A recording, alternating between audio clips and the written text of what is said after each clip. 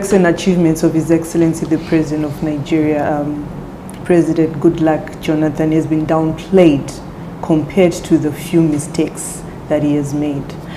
What are you doing in your capacity to make sure that people see the achievements, not look into his mistakes because all they want is change? Well, you know, I don't know if they've been downplayed, because for the last, maybe people have refused to recognize them, maybe people refuse to see them, simply because, I mean, it's an election year, and of course, if you're hurting, you will tend to look at what is hurting you or what you feel upset about. You manifest it by what you say. But I mean, the record of Jonathan has been made, you know, has been spoken about over and over again. In terms of agriculture, we've never had it so good. The reforms he has come up with in the transport sector, the rail sector, you know, you look at what's happening with our railways today. He's resurrected the whole area.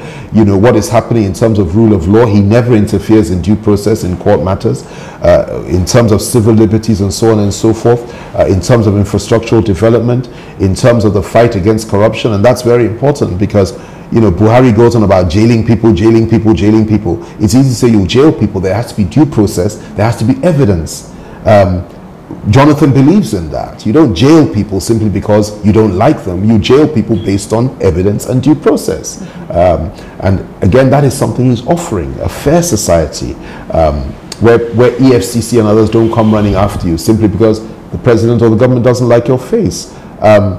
And what he has managed to do is to fight corruption from the root. In other words, for example, the fertilizer, the area of fertilizer in the agricultural industry, he has blocked all the leakages and all the loopholes where people actually manage to carry out their corrupt acts. The same in the oil sector, or the oil subsidy issue, the way he has managed to plug it. So it's far less than it was before. And that's reflected everywhere in this country today. And that's how he has chosen to fight corruption. These are things that we will continue to say over and over again throughout this campaign. We've been saying it, and we'll continue to say it until the Nigerian people appreciate the fact that he is doing a good job and he deserves to have a second term. And that's what we're fighting for. At the same time, we will continue to expose what we believe are the inadequacies and the weaknesses, and in fact the sheer irresponsible nature of an opposition that wants to take power at all costs and by any means.